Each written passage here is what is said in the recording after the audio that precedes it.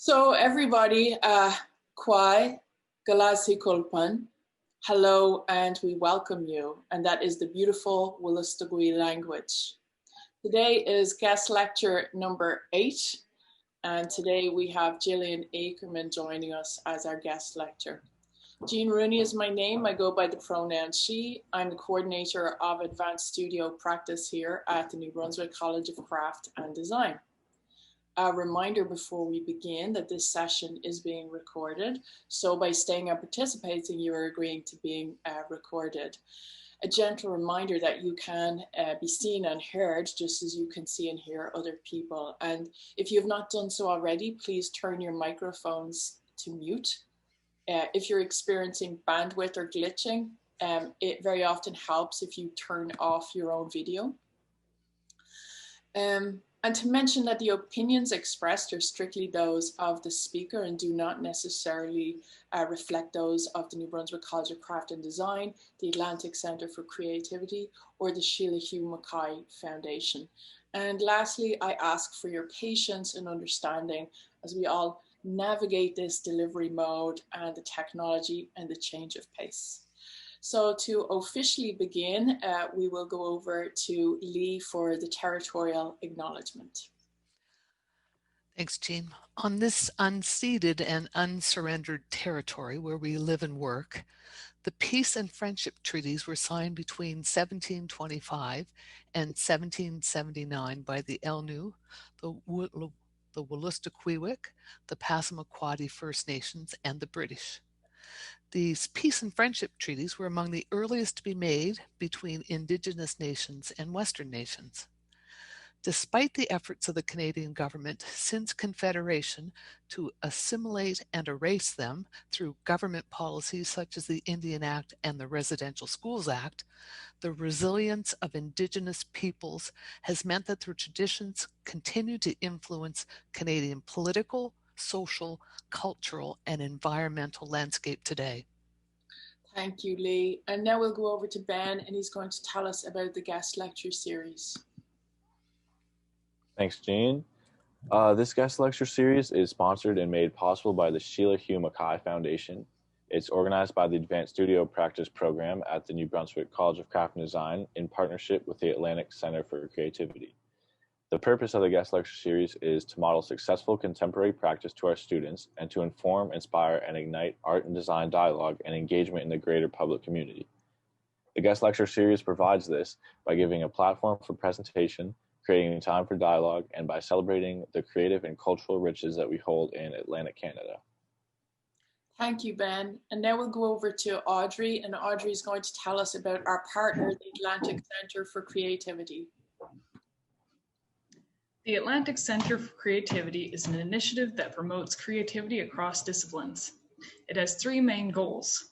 1, to promote research and programming in the area of creativity and innovation. 2, to offer events such as symposia, conferences, and workshops on a yearly basis for sharing ideas and information. And 3, to build partnerships in the area of creativity and innovation on a local, regional, and national basis. You can get additional information and check out the new online journal Creativity Matters by visiting the website atlanticcenterforcreativity.com. Thank you so much, Audrey. And I really would encourage people to do that because this is how, as artists and designers and creative people in the world right now during a pandemic, we band together. We continue to share our stories and our practice. It helps build resilience. It renews us and kind of helps get us through these times. Thank you, Audrey. Now we'll go over to Jody for our guest speaker introduction. Thank you, Jean. Navigating the world of short films and features. In this talk, Jillian will lead us through the process of transitioning from directing short films to features and how these two forms both differ and draw from one another. Jillian Acreman has been making short films since 2009 and recently wrote and directed her first feature-length film, Queen of the Andes. Acreman is currently an instructor of digital media and teaches in Foundation Visual Arts at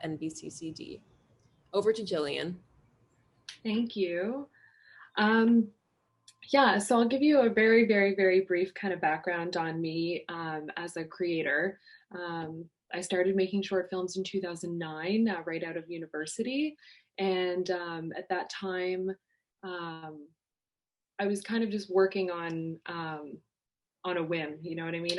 I'd volunteered on a bunch of productions through the film co-op, and I decided I wanted to do my own projects, and I just kind of started doing the work I thought was necessary to get them going.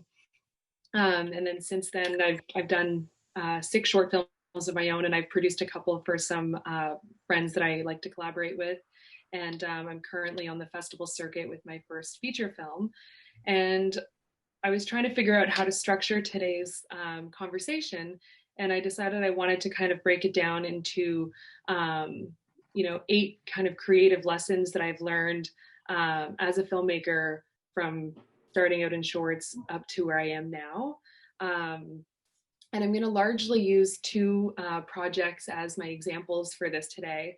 I'm going to use a short film called North, and I'm going to use the feature film Queen of the Andes.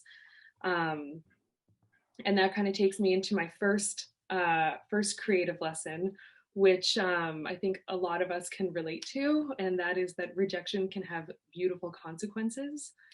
In 2015, I wrote a script about a woman who had been drafted to go on a one-way tour to colonize Mars, and the short film was her last day on Earth before she left. And she had decided that she didn't want to tell her loved ones that she was leaving because she wanted her final moments in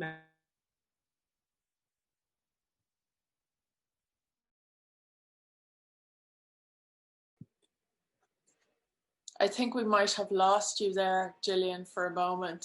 It looks like you're frozen. Really wonderful team of women. And we applied for, at the time, there was a grant through Bravo Fact, which would give short filmmakers up to $50,000 for their projects. And we had this incredible team, and I had this, what I felt was an incredible script. You know, I thought it was the best thing I'd ever written. And we didn't get the grant, and I was devastated. And we started applying for other grants, and it was just rejection, rejection, rejection the whole way through. And I was so sad and so defeated. And I really didn't want this story to die. So maybe about 8 or 10 months later, the Atlantic Film Festival in Halifax put out a call for their script writing program. And essentially what that is you go for a week over the period of 4 months, and you come out with a first draft of a feature script. And then you have to pitch it at the end, and there's a winner and all of that. And so I decided I'll apply with this, and I'll try and turn this into a feature, since I'm not having any luck doing it as a short. And I went and did this program, and then 2 years to the day after I was announced to do this program, Telefilm Canada announced that we had been funded to produce the feature film. So it was just a really wonderful kind of full circle moment where my sadness and devastation was just kind of turned into something so much bigger and more beautiful than it would have been if I had just made the short and then maybe moved on. And like, weirdly enough, while we were in the process of applying for funding to do the feature film, I did end up winning an award to do the short film. So I did make the short film, and then a year later I shot the feature film. So I do have both. There is a lot of similarities between them, but there's also a lot of differences, and I love them both very dearly. But it was a very interesting ride. But all of that to say that that initial rejection really led to something so much bigger and more amazing than it would have if I had just gotten that first or second or third grant that I wasn't able to get. So rejection.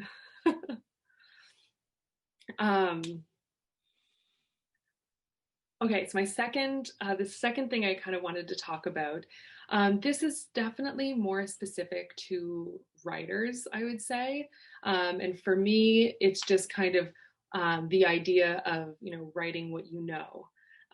When I started writing scripts, I started writing scripts when I was like a kid, and I would write, episodes of the X-Files that I thought that they would like and things like that. But you always hear, write what you know. And when I first started writing scripts and making films, I took that write what you know as a very literal translation. And so I would write things that had happened in my life, or that had, just things that I could relate to event-wise, that I could kind of turn into a story. And over time, that kind of evolved into me realizing that write what you know is like thematic advice, write what you know about themes. So a lot of my work has explored themes of isolation. And with North, the short film version, I had really wanted to explore the idea that you can get exactly what you want, and it doesn't mean that you'll be happy.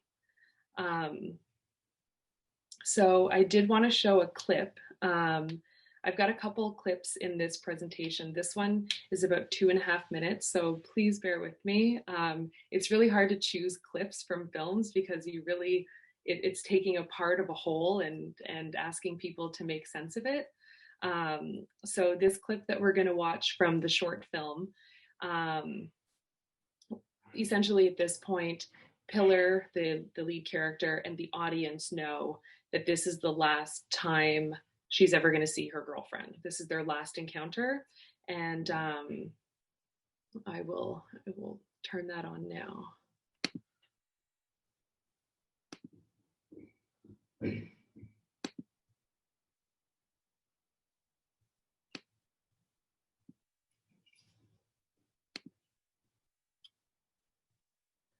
Okay. Nope.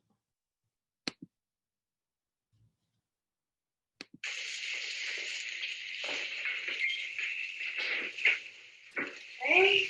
Hey. How are you? Good. What are you making? Chili. Looks really good. How's Lindy? Did you stop in and see her? Yeah, no, she's good. She's good. She's doing really well today. So she's great. It smells super good, babe. All I have left is the creme fraiche.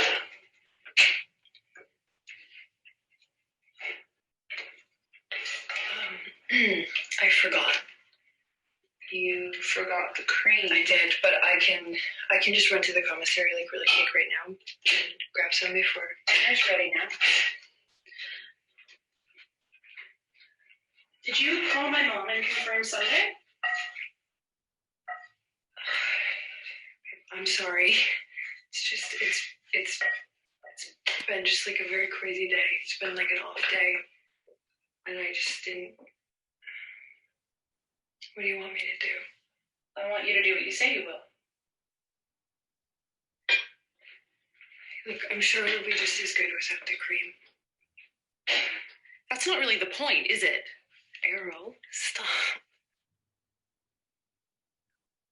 You can pour the wine.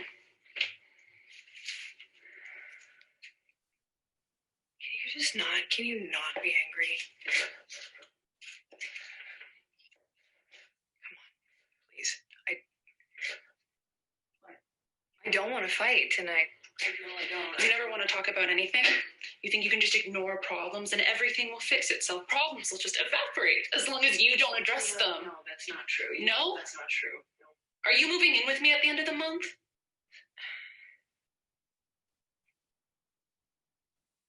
Have you even thought about it? Jesus Christ, Errol, we don't have to do this tonight. I just want to enjoy supper. Are you getting all fired up? Yes, I am. You're human, selfish, and hurtful. But human at least. Oh my God! Errol, enough! With this fucking I would rather feel too much than too little routine. No. Some people might confuse it with being interesting or free-spirited, but I don't. Okay? No, look at me. This is just your shitty past relationships, and I am tired of bearing the brunt of your anxiety because you're afraid that I'm gonna leave you.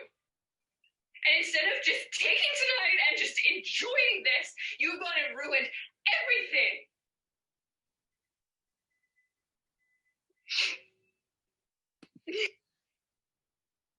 Wow.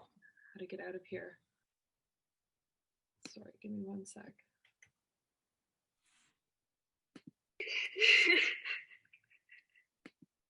Okay.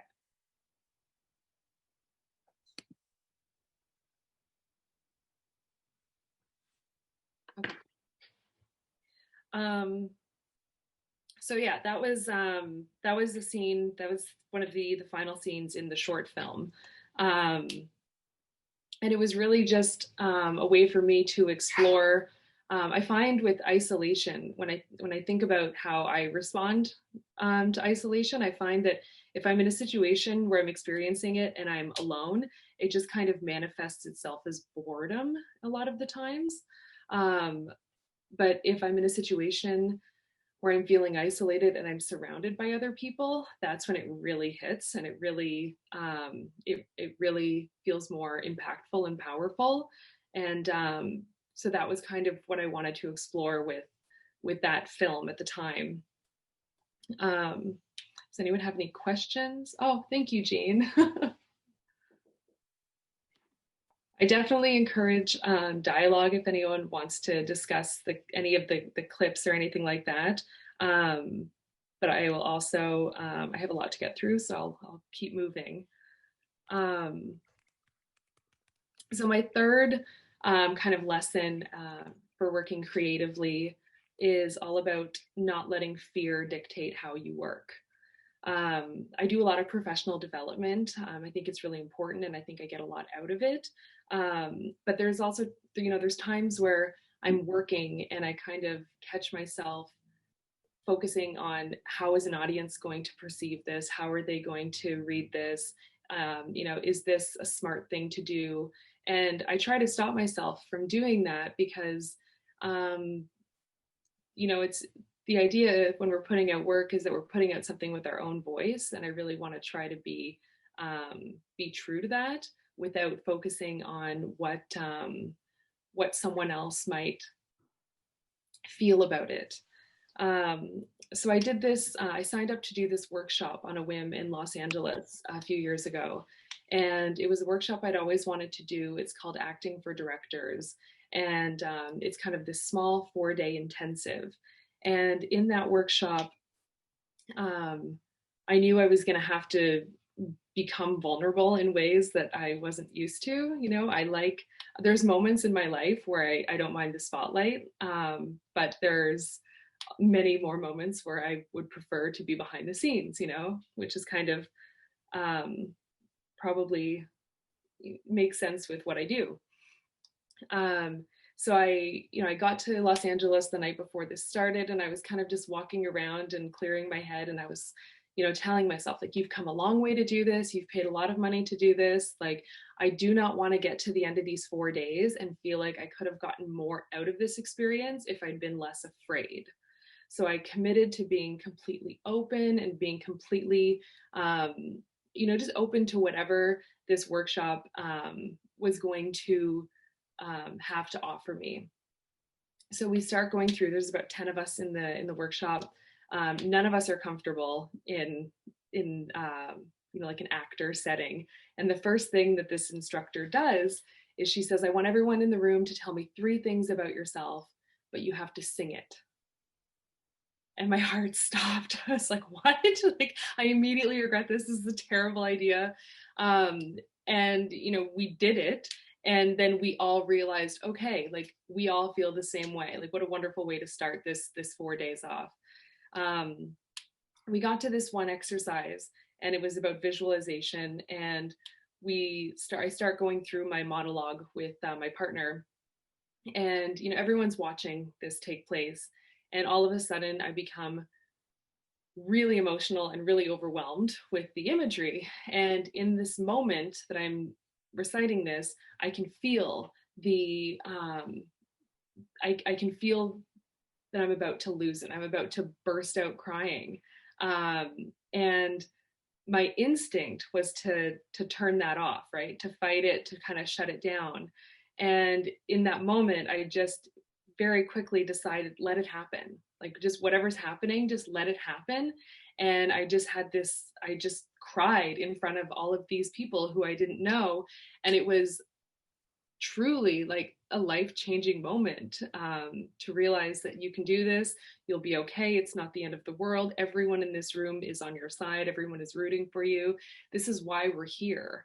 And that fear, that, kind of learning that like fear is not as big as the payoff you can get if you're not afraid, is what led me to apply to that screenwriting program at the Atlantic Film Festival.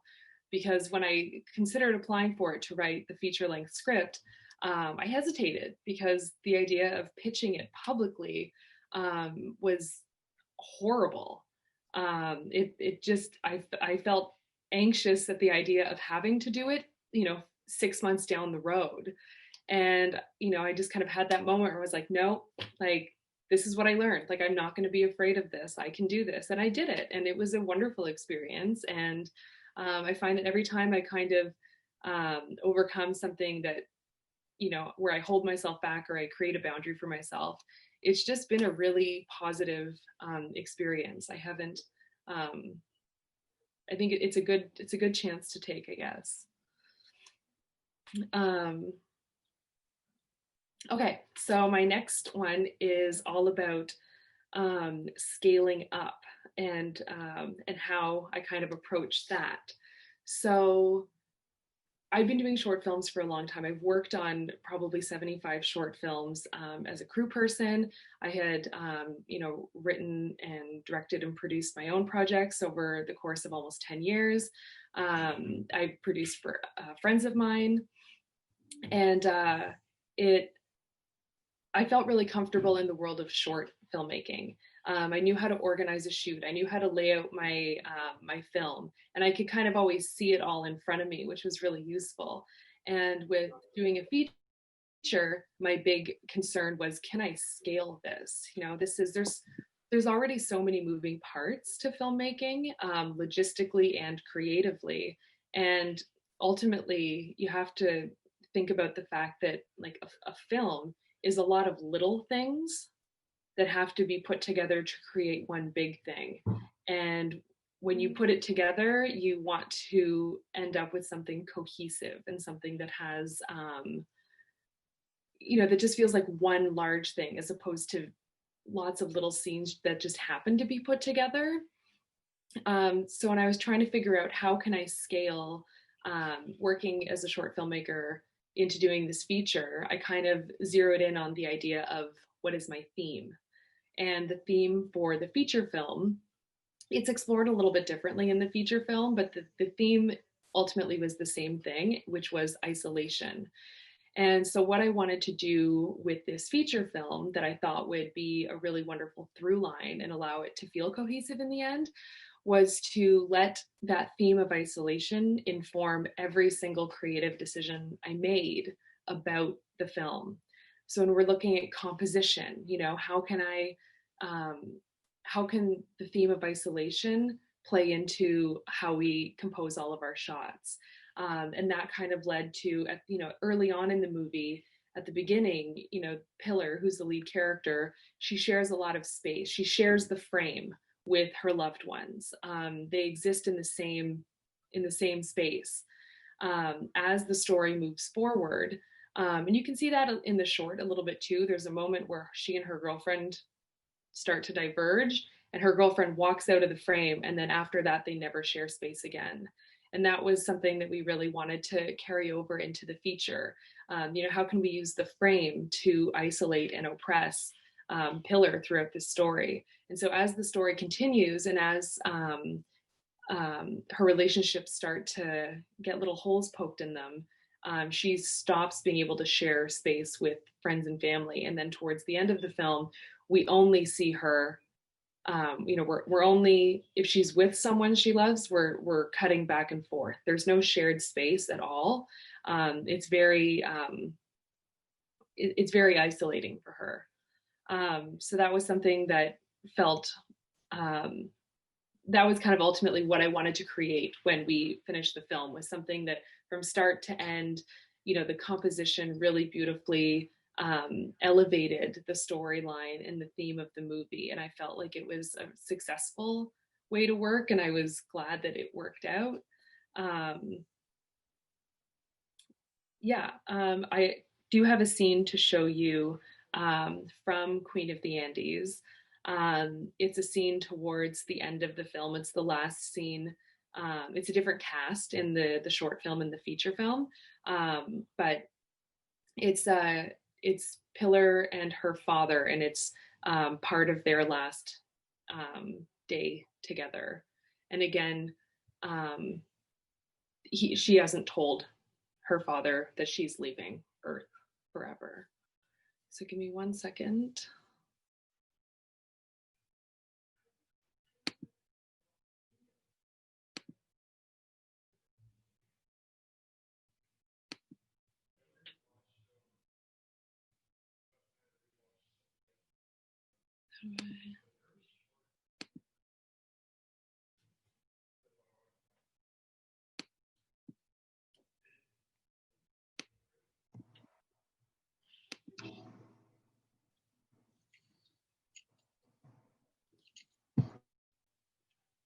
Pass me the seaweed.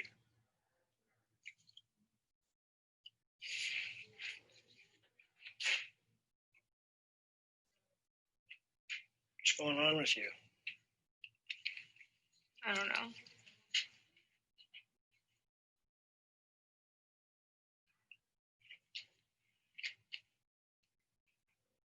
I sold my algae strain.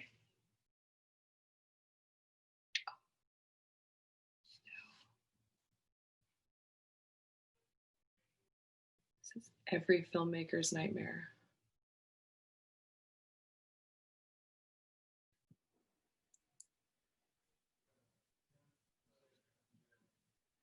So a little bit of background. Pilar is a scientist, and she created a strain of algae which was making her pretty significant on the global kind of science scene. And she ended up needing money to try and pay for an exemption to get out of this program. So she sold it to her rival at work. And she's very sad.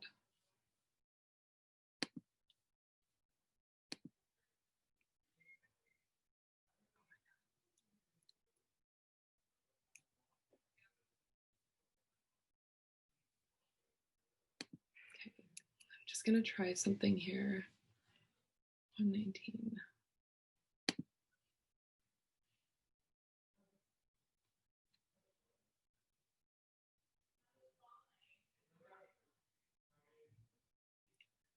See if this works. If not, that's okay too.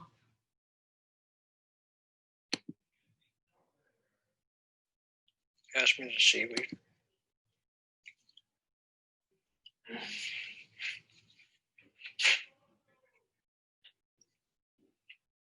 What's going on with you? I don't know.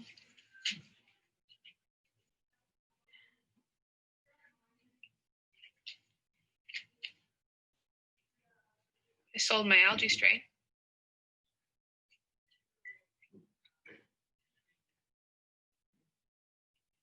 Did you hear me? I heard you.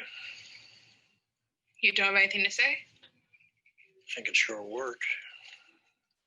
You know what you're doing. Well, I don't. Fucking everything up with this, with Arrow, with everything. Everyone else has their shit together, and I feel like the queen of not knowing a good thing when it's right in front of me. Pilar, you will have other ideas. You're a lot bigger than just one idea, you know. And I think you and Arrow are very lucky to have each other. You've been single for 20 years. How would you know? Everything ends, Pilar. Doesn't mean everything's a failure. Adam. It's good. The scene continues, but it's a good place to end it because Dad waxes a little poetic after that. So, so yeah, just kind of playing with that theme, I guess, of using the frame to further kind of isolate. What I really like about that scene is that on the day when we were in the location filming it, and we got there and we kind of knew, you know, that greenhouse is in an earlier scene, and we got there and we're trying to figure out how do we block this. And it felt very organic to have Pillar sitting down, but it also felt kind of sadly poetic for her father to have his back to her for most of it. And it just kind of elevated that sense of loneliness, I guess, when you're going back and forth between those two things. So that was really wonderful. And I love that scene a lot in the whole thing.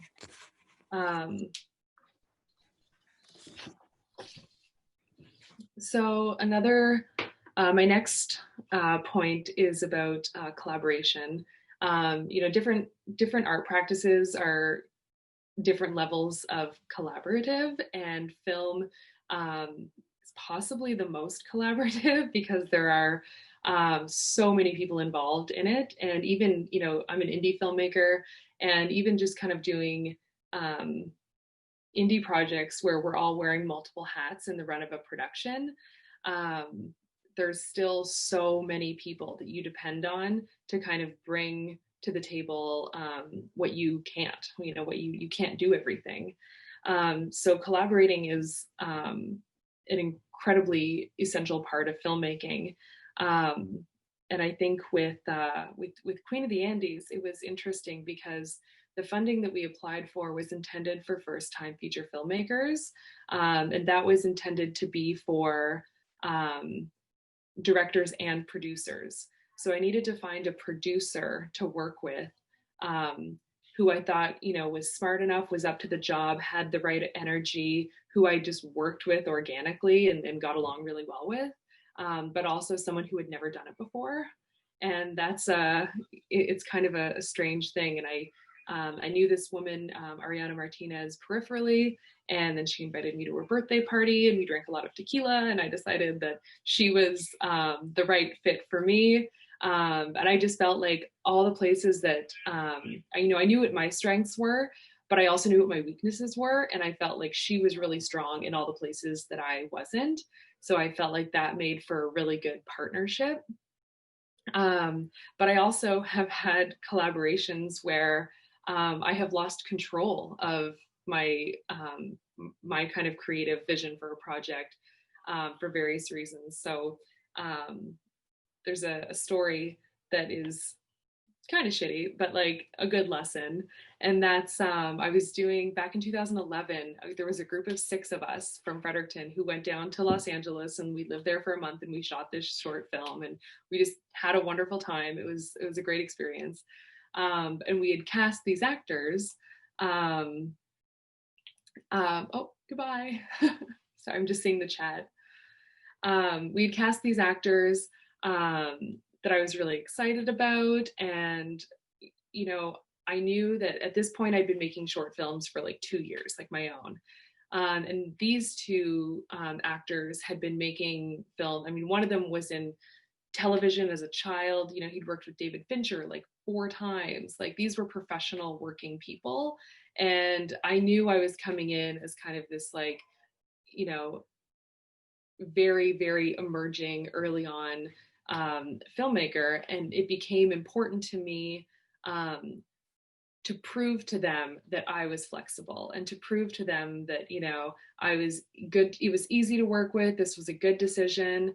You know, I was, you know, I'm very open to collaboration, but I think I was more self-conscious of the fact that I wanted to make a certain impression because these were people who were working in such a professional landscape for so long. And so we sat down at the first meeting, and we were kind of talking about the script and also intending to rehearse a little bit. And one of the actors, you know, kind of took out his pen, and he was like, "I don't think I would say this." And I was like, "Okay." And he was like, "And I don't think I would say this. And I certainly wouldn't say this." And he started making all of these changes, and my agreeing with his change very early on put me in a position where I kind of lost control of it, and I kind of ended up letting him take over and change things that did matter to me creatively. And I didn't know how to get that control back. And then when we made the film, we ended up making the film with the changes that this actor had made on his own, which I think largely was, I don't think those changes were things that he made because we had creative differences. I think he was used to working with really known directors and not having the opportunity to do that. And so this was his opportunity to kind of take control and like say what was going to happen. And you know, just my inexperience, and also I was, you know, 10 years younger. I just didn't have the confidence or the voice to stop that from snowballing. And so that was something that, and when I watched the movie, I see that, you know, there's, it turned out if you're watching it as a viewer, you have no idea what I thought it was going to be versus what it is, right? Like you're just seeing it. But it was something that really, really, really, you know, hit hard because every time I watch it, I can see that this isn't what I was trying to make at all. This wasn't my voice at all. And that was a really big lesson in like learning to, you know, have a more active voice in your own work. And I'm happy to say that I've gotten a lot better at that, and I'm way more comfortable, you know, saying no to an idea. I think one of the greatest trademarks of any great director is being able to recognize a good idea. And I absolutely love recognizing a good idea, and I don't care where it comes from. But also being comfortable saying, thank you, but I'm good. You know, like we're going to do it this way. So yeah, so enjoy the power of collaboration, but also don't lose control of what it is you're trying to do, because ultimately it all comes down to, if the movie's good, it's my fault. If the movie's bad, it's my fault. It doesn't matter why or how we got there. It all comes down to me. So my next kind of creative lesson is more of it's a very recent one, and it's all about the idea of audience. You know, when I make short films, I usually put short films into film festivals, and then I'll often license them to CBC and things like that. But with short films and with festivals, the audience experience is very different. Like you're very often present when something's being seen, and the feedback is kind of immediate, right? You can talk to people about the work, you can talk to people about the film, you can answer questions, but it's very face-to-face and it's very immediate. What I have learned with doing a feature film, which also takes a similar route, you know, it does film festivals, and then it also, after that, you try and get distribution for it or licensing.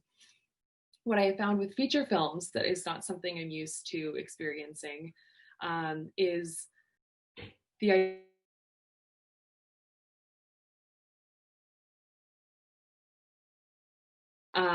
and it's so interesting to me to see people writing about my film and presenting their interpretation of it as fact and not being able to do anything about that. You know, I've definitely experienced people drawing unintended meaning from my work before, which is sometimes really wonderful and sometimes really interesting. But just having it kind of, you know, printed in front of you and in front of everyone, you know, saying like this is an allegory for terminal illness, and it's like, okay, like I can see how you got there.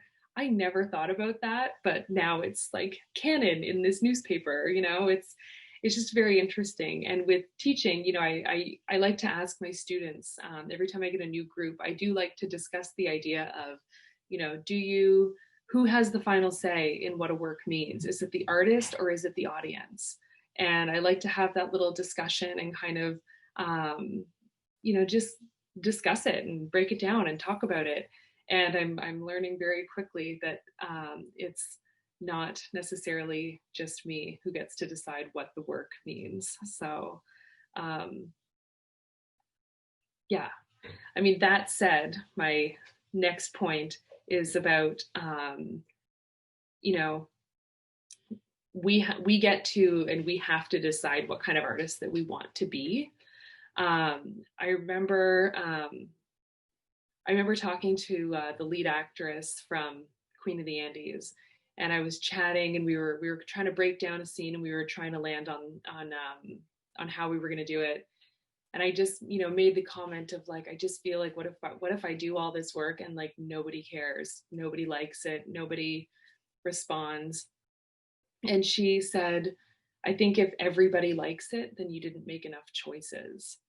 And that was what I needed to hear in that moment. And I have like kept that with me and carried it with me. And absolutely, that was one of the best bits of advice that I've ever received as a filmmaker. It's absolutely true. There's no movie that everyone agrees on, so why the hell should it be my movie? And yeah, and I just really love the idea that I also, I have to watch my movies more than anybody else in the world. So I would like to make something that I want to watch that much, that I want to see that often. And I'm the one who has to kind of live with what I do. So I think absolutely, don't let fear dictate, and also just make the kind of work that you want to watch, which sounds very simple, but I think it's one of those things that for a long time I understood academically, but now I understand it emotionally and can apply it differently. And also part of me wants the experience of filmmaking to be production. When we wrapped on shooting Queen of the Andes, we've gone through every moment of this script. I have seen it all play out in front of me, out of order, but I've had that moment with each of those scenes, and it almost feels like I don't want to have to put it together and put it out to the world and let an audience decide whether it's good or bad. Like, I feel like the experience of filmmaking has already happened because we've been in the moment on set. So there's a lot of stages with filmmaking, and that's always, the production is the most cathartic and the most rewarding. And then after that, it gets very technical. But you really get that kind of magic in the moment in production. And then my final point that I wanted to talk about was just, kind of like the magic of experimentation. And there's so many steps with filmmaking. And I have a very different relationship with every part of filmmaking. With writing, I will let anyone read any script I write at kind of any stage that I'm at. Like, I'm not precious about it at all. But I will very, very rarely let someone watch an unfinished edit of something. And I don't know why, because they're both just part of a process of getting something completed, but it's a different dynamic. And then with the other wonderful thing about having all of these different stages, like I write my own work and then I direct it, and then I'm heavily involved in the editing process. Is that because, production and writing and editing are all very distinct languages from one another, and you really have so much room for growth and so much room to kind of learn and to become more fluent in each of those languages. And there's so many places to improve. Like, your writing gets better as you go, your ability to communicate with actors, your ideas about composition, like everything gets stronger. You learn how to pace yourself. You learn all of these wonderful things, and it just keeps building. And there's so many parts of it. Like, I think filmmaking is the greatest art form of all time. And I love art and in so many different, so many different mediums of art. But for me, film just kind of has everything wrapped up into one. And then you get like the relationships with the teams and stuff. And experimentation though. I used to get really, really hooked on to the structure of things. Like, I do like structure, and I am organized, and I do like planning. But I also find that the longer I make films, the more willing I am to just let things breathe on the day. And I think I can do that because I am so prepared. Like, preparation is huge for me. I love doing it. It's my favorite part of the process up until production. And I just find that, you know, get everything prepared, get everything laid out, know exactly how one scene is going to feed into the next and what your edit's going to look like when you're shooting. But in the moment when the camera starts rolling, just let the magic happen and just see what unfolds and just kind of go with it, I guess, more than anything. So that is my, I am moving more towards the idea of free experimentation the more I get into filmmaking. So that's kind of a wrap on what I have. I just want to look at the chat for a second. There's a question. How do you sustain your vision over the years of work that a film requires? Seems easy to get derailed. Okay, that's an excellent question. It's really funny because I don't know if I just kind of mumbled that question to myself, but I'll read it out loud. Someone's asking, how do I sustain my vision over the years of work that a film requires? It seems easy to get derailed. Films do take a long time. The first feature that I made, which happened reasonably quickly, still took place over, a 4-year period. I find it's kind of the opposite though, because I find the longer I'm working on something, the more clear the vision becomes. And so it gets harder to get derailed. And then at a certain point, the only thing that can derail you is not getting greenlit. But I find you just kind of live in it. It's like if you're writing a book, it can take a long time to write a book, but you never kind of lose sight of what it is you're trying to communicate or what the story is. You're just trying to kind of fine tune it and then work on publishing. But each part of it actually isn't quite as long. I say it takes 4 years to make a film, but so much of that is waiting, right? Like, Canada doesn't have a studio system. Everything is government funded. And it can be a long process, a slow process. Up until recently, there was a huge regional bias against funding filmmakers from New Brunswick, because where the hell is New Brunswick, right? Everything getting funded was in Toronto and Vancouver and Montreal, and now the funding, they've moved towards, gender parity and regional equality and things like that. So it's becoming easier depending on where you're at in your career. But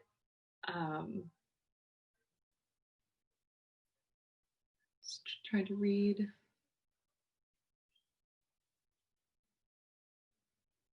Would you rather I talk that one through? Sure, yeah, thank you.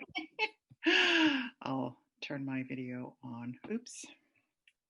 I was thinking, Jillian, when you said why I'm okay with anybody reading anything I write, but not after some production has happened and maybe even before you get to post.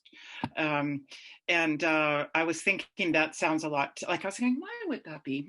And then it's I don't know if you've heard of Marshall McLuhan's Cool and Hot Media, where hot is the viewer gets everything. They get the sound, the visual, the everything, the costumes, the everything. Whereas when you have somebody read something, they see it running in their head. And so to me, what that says to me is that when it's running in people's heads, you're okay for them to read it because there's still lots not yet decided. But when it's in a hot media form, meaning it's shot already, we're not going back. We can't go back and do this again, right? That it's too stressful. I would say for me, that would be really stressful to go, yike, thanks very much for your opinions, but we actually can't change anything now. Yeah, that's really hard sometimes. And a lot of the times, like, you'll play a film and then people will talk about it, or they'll review it, or they'll say what they have to say, and they'll point out the things that are wrong with it and assume you don't know. Like by the time you're seeing my film, I know, I mean, I'm sure there's things that are wrong with it that I haven't thought of, absolutely. But like, I guarantee it is more likely that you're noticing something that I am well aware of and just nothing I can do about it. You know, like we shot what we shot. This is what we've got to work with. Yeah. And it's just, you know, I know. And I mean, there's not, and that's a weird thing about film is that when you get to kind of the end of each stage, that's it. There's no more changing things, right? Yep, like that's right. Yeah. You can't keep tweaking it, you know, like editors can absolutely like change the meaning of films. You know, they can give it meaning where it doesn't have it. They can, you know, lose that meaning if they're not good. But they still can only work with what they've got. And you need, you know, I've got a scene in Queen of the Andes that on paper, you know, had so much more depth and complexity than it did in the final film, because I didn't shoot this one thing. And if I had shot this one thing and had this one eyes moving towards something that was in the script, then it would have been so much better. And no one knows that that's not there, but I know it's not there. And I know that that scene could have been, you know, could have just hit so much harder if I had executed it as well as I had hoped to. Yeah. So, yeah. Yeah. I always find it fun to read, what is that called? Where people, they see the continuities a little off in films and TV shows and so on. And, and that's exactly what you just said. Yeah. They just didn't happen to like the, you know, like the curls at the front, the curls at the back. How could they have not noticed, right? Yeah. And that's because the take before that was not useful. That's an interesting point too, because like editors are very different and directors are very different. Like, you know, I think most people will try and be careful of continuity, but there's some directors who will edit their work around continuity. They'll edit it so the continuity makes sense. I will not. I edit around performances, and I want the best performance from every scene.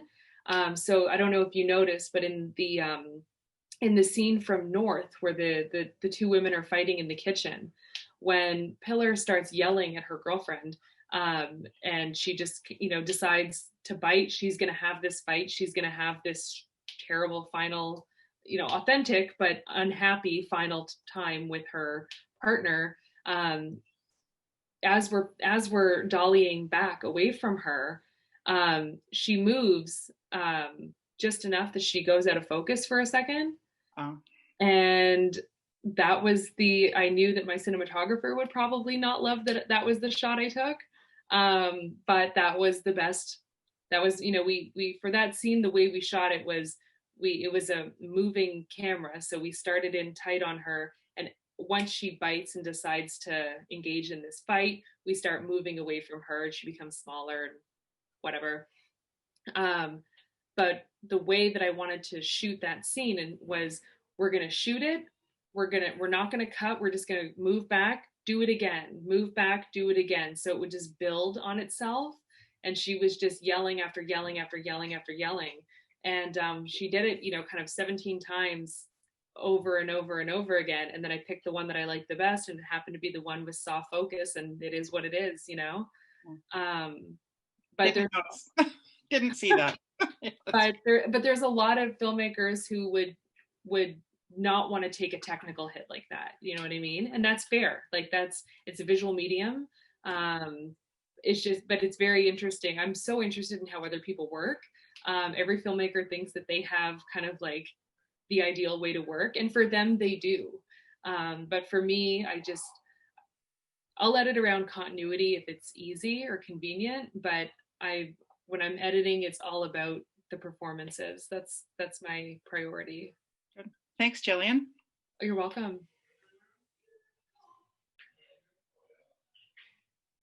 Did anybody have any other questions or comments? There were comments relating to the acting earlier on. It was like remarkable acting as well as the script in the first clip that you showed. And they've also, there's a comment too, Lee McLean says when you were talking about the decision making, like maybe subordinating yourself like from that lack of confidence, and it was a good lesson. So people are very grateful for your honest portrayal of those experiences. And it can be applied across any art form, Audrey is saying. So and that's really generous, like how you have structured those 8 points and shared your kind of lived experience and life lessons within that. We can all take something from it. Awesome. That's awesome.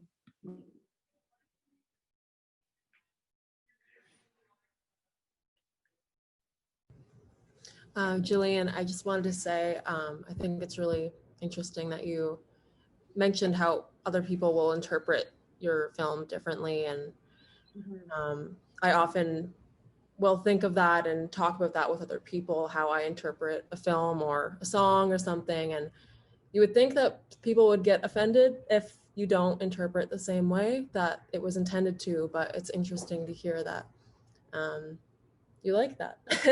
So I do. I think what's I just find strange about it is how it gets, it's not someone's opinion. It just gets kind of printed as canon. You know what I mean? Like, this is what the film is about, or this is the intention. And it's just like, oh, okay. Like, I mean, I love, like, I watch movies and talk about them. That's pretty much what I do in my spare time.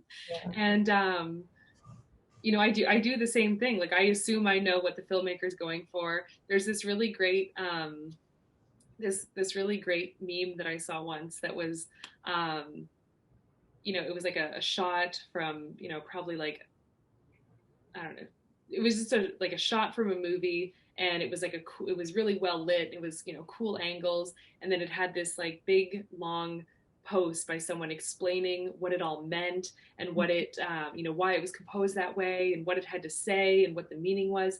And it was this long, you know, take on it. And then it just cuts to the filmmaker and it's like, oh, I thought it looked cool.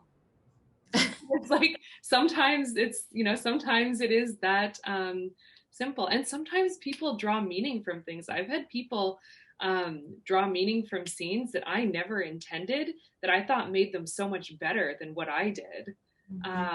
You know, it's just like, there's the scene with her and her dad at the end. That scene does continue, and he talks to her for about another minute. But at the end of that conversation, when I watched the film, I was like, I think he knows that she's leaving. And like, that's very weird, because I wrote this and I directed it, and I like, there's no one that knows this film better than I do, but like, I think he knows. And the lead actress, Bria McNeil, she was like, when I read it, I always thought he knew. I thought that's what he was saying. And I was like, well, hot damn, you know? So it's really interesting. I love discourse. I love people talking about the film. You know, it's a lot of work, and then you end up not being able to experience it with every part of the audience, especially in this climate. I haven't really watched the film with anybody who didn't work on it. So it's really interesting to hear other people's point of view and what they take from it and how they relate their experiences to it.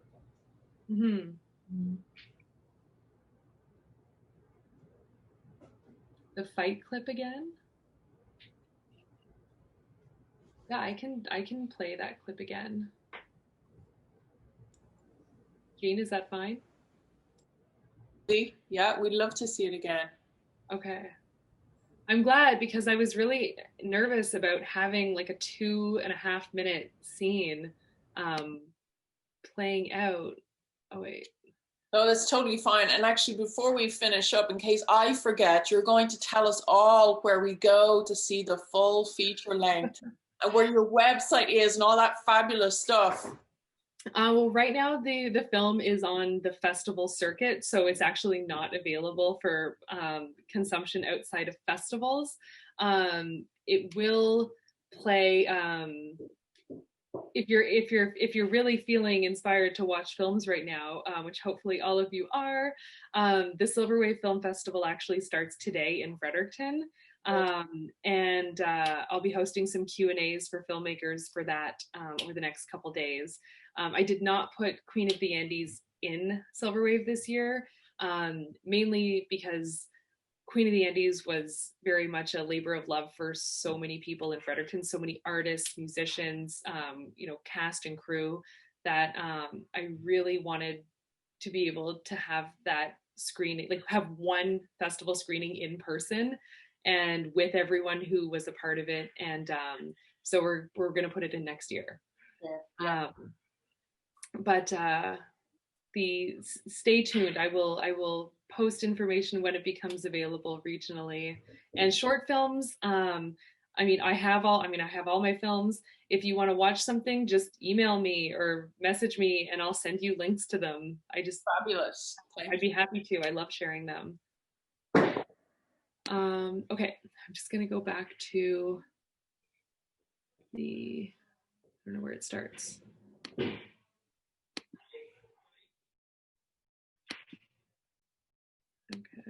Okay. All right, let me screen share. So I'm just gonna play again the scene, the fight scene in the kitchen.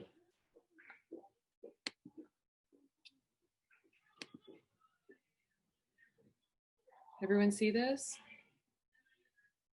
Okay.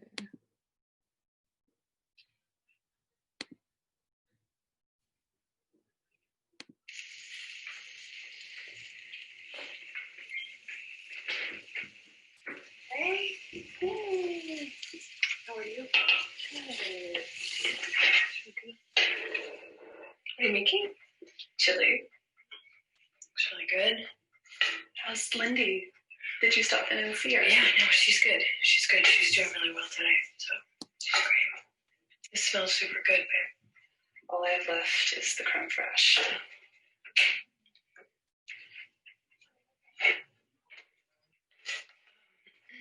I forgot.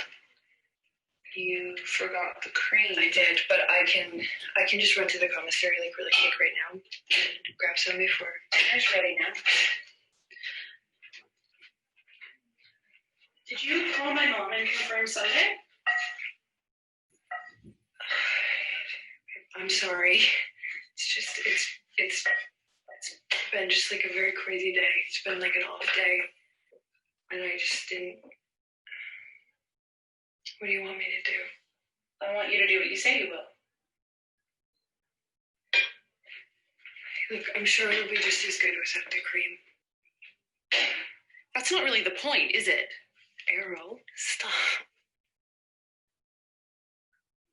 You can pour the wine.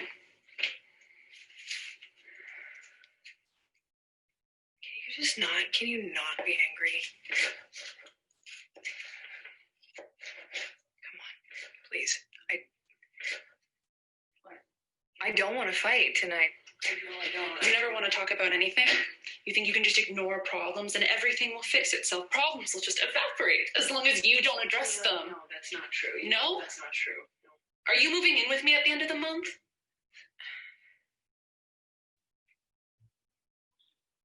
Have you even thought about it?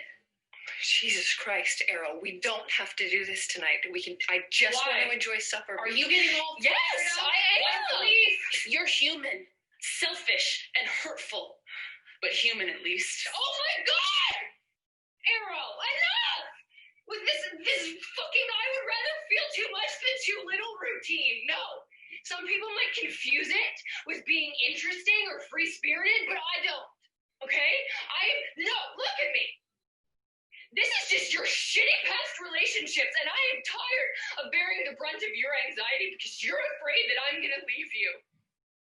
And instead of just taking tonight and just enjoying this, you've gone and ruined everything.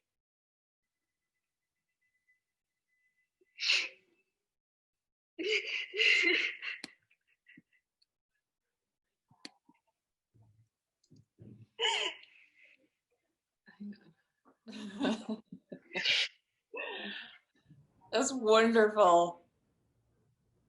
It's so interesting watching that the second time after listening to your stories about the scene and how it was shot and your decisions that you've made. I'm I'll send you the whole film, Jean. Now that you please do, and I think that's wonderful. I would love for the students to see it and for me to be able to forward it and share it to people, especially today who have heard your talk. And staff and students, I know, and probably yourself, have to get back to teaching. So on behalf of all of us, I wanted to say a very special thank you. Thank you for sharing your practice, for being so honest about telling us every facet of it.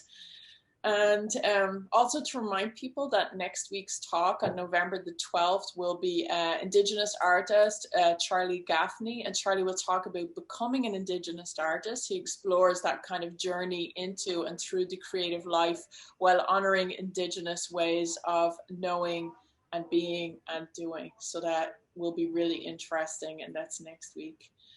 And yeah, so Jillian Acreman, you're fabulous. Thanks for all those golden nuggets. And we're very lucky to have you here in New Brunswick. Thank you. Thank you so much. Yeah. Okay. Have a good day, everyone.